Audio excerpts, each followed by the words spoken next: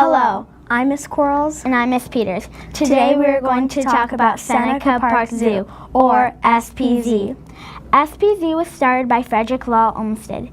SPZ is along the Genesee River. SPZ opened in 1893 and animals were displayed in 1894. The first major addition to the zoo was the main building in 1831. Here are some fun facts about SPZ. All of the elephants at SPZ respond to over 50 verbal commands. Also, did you know that SPZ has a polar bear awareness week on February 23rd and 24th? Come down and see.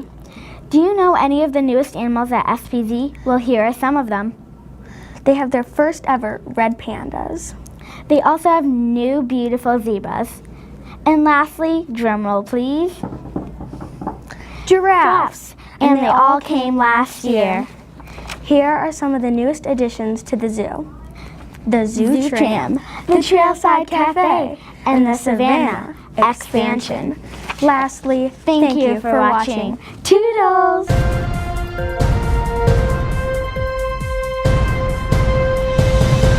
Hi, I am Mr. Biedenkopf, and today I'm going to tell you about the history of the Rochester Red Wings and their fields. The Rochester Red Wings. The Rochester Red Wings is Rochester, New York's baseball team.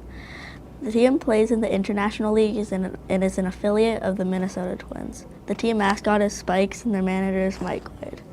The Rochester minor leagues baseball team was founded in 1899 and became the Red Wings in 1929. The Red Wings are the oldest continually operating sports franchise in North America below the major league level. The Red Wings were owned by the St. Louis Cardinals. In 1956, when the Cardinals wanted to move the team out of Rochester businessman Maurice Silver bought the Red Wings from the Cardinals so the team could stay in Rochester. Today, the Red Wings are owned by a company, not just one person or team. The franchise played from 1929 through 1996 at Silver Stadium and moved to Frontier Field in 1997. Silver Stadium. Silver Stadium was originally called Red Wing Stadium and was built by the St. Louis Cardinals in 1929 for $400,000. The stadium could hold 15,000 fans. The Red Wings played there for 68 years. In 1968, the Red Wing Stadium was renamed Silver Stadium in honor of Maurice Silver, who kept the team in Rochester.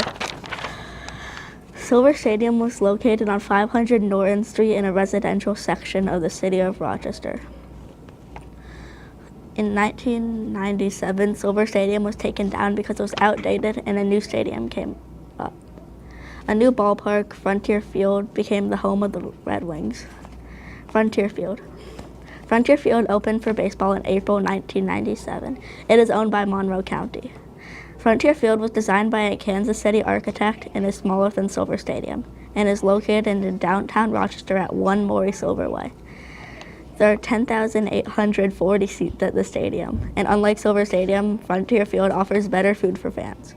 I love going to Frontier Field because I love baseball. I like that Frontier Field is close to my house and there never seems to be a bad seat. My favorite place to sit is behind the catchers. I hope the Red Wings stay in Rochester a long time.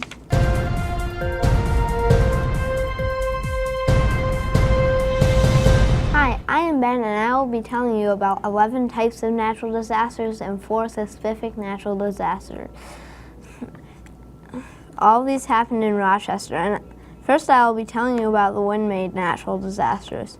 Then I will be telling you about the more earth-involved ones. So let's begin. The numbers I say after the type of natural disaster mean the number of that type of natural disaster that have happened in Rochester. Some wind-made natural disasters are thunderstorm winds, 776, hail, 250, heavy snow, 89, winter storm, 15, strong winds, 40, ice storm, 3, and blizzard, 1. Now for the big boys, the tornadoes. The first one traveled 42.6 miles, was at the magnitude of 2, was 15 miles tall, was 250 yards wide, caused $1 million of property damage, and was in Wyoming, the county, not the state. And the date was 1998-06-02. The second traveled 48.7 miles, had the had a magnitude of 2, was 12 miles tall, was 350 yards wide, caused $250,000 of property damage, and was in Erie County. Now let's talk about the more Earth-involved natural disasters. These include flood 175, cold 15, heat 1, and drought 5. Now, shudder for the earthquakes. The first one was 39 miles long, was at the magnitude of 4.7, and the date was 1966-01-01. The second was 34.8 miles long, had a magnitude of 3.9, and the date was 1967-06-13. The reason I did this article is it is another wonder of Earth for us to learn and use to our advantage. Just so you know, I got all this information from USA.com. Hope you enjoyed.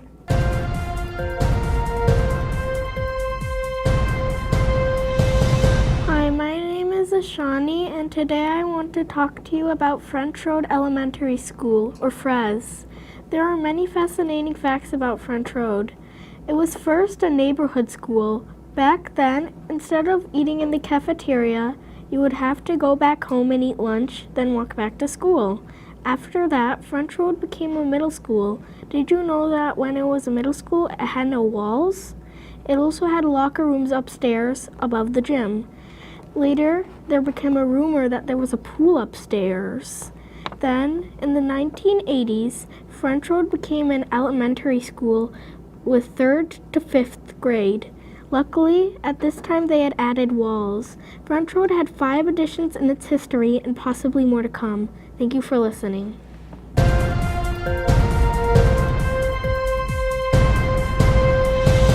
Hi, my name is Imran Omar and I'll be talking about Jell-O. When was Jell-O invented?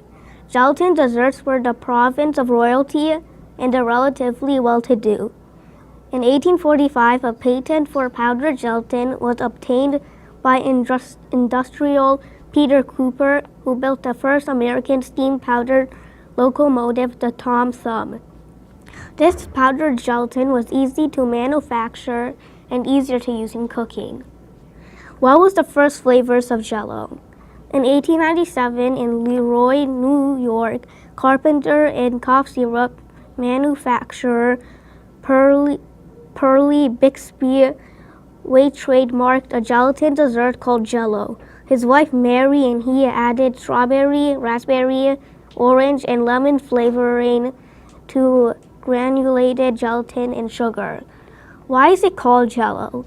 Many may be surprised to learn that the origins of Jell-O is actually a protein produced from collagen, a gelatinous substance that is extracted from boiling animal bones. The French were the first to use gelatin in cooking. The gourmet minded French like their foods en glee, and their word for it is gelatin. Fun facts. During the early quarter of the 20th century, immigrants entering Ellis Island in New York City were served Jell-O gelatin as a welcome to America.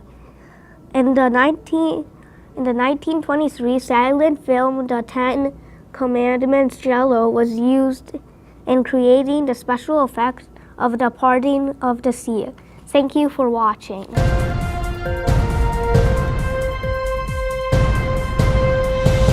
Hi, I'm Natalie Mankoff. And I'm Madison Holt. We chose to study the University of Rochester. Here is a brief timeline. The University of Rochester was founded in 1850. The U of R includes the College of Arts and Sciences, Engineering, the Eastman School of Music, the William E. Simon Graduate School of Business Administration, and the Margaret School of Human Development. That's a lot. The University of Rochester currently enrolls approximately 5,600 undergraduates and 4,600 graduate students. Charles Thompson was the first African American to graduate in the class of 1891. Thanks to the help of Susan B. Anthony, women were admitted to go to the U of R in 1900. Ella S. Wilcoxon was the first female to graduate and get a degree in the class of 1901. We interviewed a few students and they described the school as challenging, friendly, and diverse. If they could change one thing about the school, they would change how inclusive the students are. The average rating that the students gave the school was an 8 of 10. In conclusion, the U of R is a great place to go.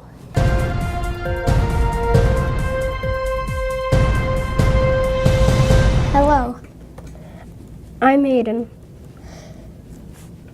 The Rochester Jeffersons started out as a bunch of teenagers playing backyard football on Jefferson Street. They turned into a pro football team in 1908 and ended their franchise in 1928. Their stadium was Sheehan's Field. Their nickname was the Jeffersons. Their colors had red and white. Their jersey today is very valuable and worth a lot of money. Leo Lyons was their founder. Thank you for listening to the history of the Rochester Jeffersons.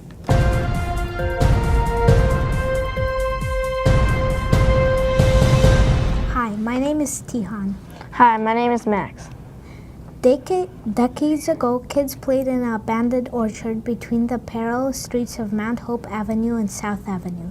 Children referred to it as the nursery. The nursery land was an imaginary enchanting kingdom to the street kids, but to the city of Rochester, it was part of Rochester's great legacy of horticulture and parks, a legacy of beauty, fragrance, and fame.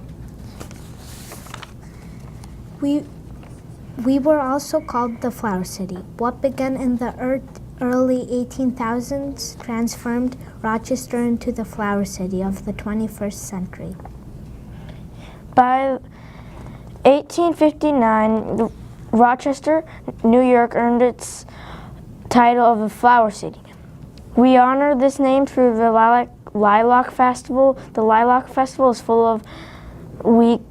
a full week of festivities. It takes place at Highland Park. In the early 18s, we were known as Flower City because we produced the most flour in North America because we had many flour mills that were powered by the many waterways. There were also a lot of fertile soil to grow flour. There were also flour mills where what is now Brown's Race area of downtown Rochester. Thank you for listening.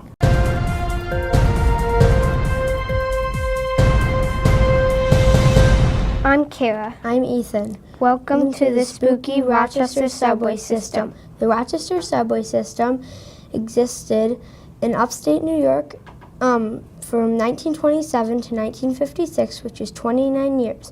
It was 7 miles long and was rested in the Erie Canal bed. The Erie Canal, responsible for a lot of New York's growth, was considered an absolute eyesore. After the last boat traveled in 1919, the towns debated on what to do with the canal bed. They decided to make it into a trolley subway to reduce the amount of traffic in Rochester. The subway sadly closed in 1956 because 2 miles of the subway was cut through and covered that made a tunnel on Broad Street in downtown Rochester.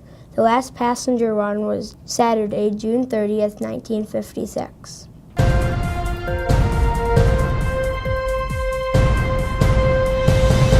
Hello, my name is Quinn. And mine's Max. The ice storm of 1991.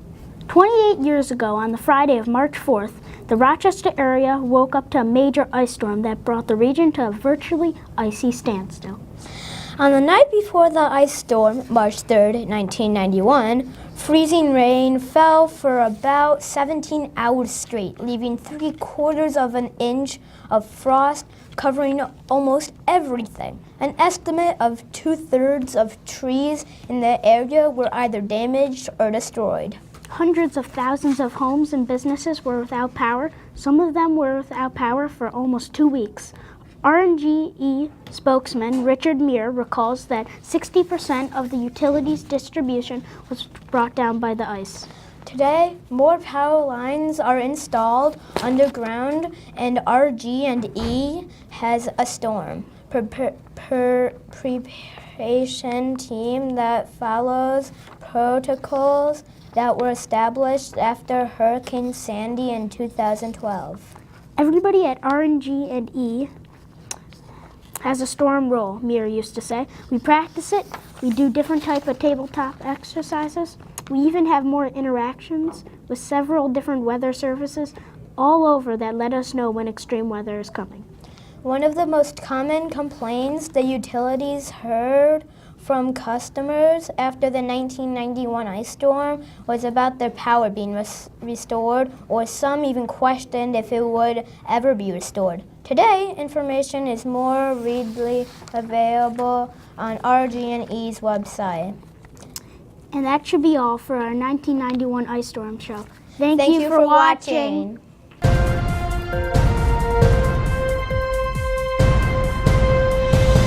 Hi, I'm Michelle Arnold, and today I am talking about Susan Purnell Anthony, or Susan B. Guess what? She was born in Adams, Massachusetts on February 15th, 1820. That's a long time ago. Also, she moved to Rochester, New York in the 1900s. By the way, Susan B. helped women vote. Without her help, women would probably not be allowed to vote today. That would be crazy. She was arrested in her house. Oh, she was also fined $100, but she did not pay, and the government gave up on her. Wow. She gave a lot of speeches about women's rights too. Susan B. Anthony was amazing. She saw something that wasn't right and stood up for it.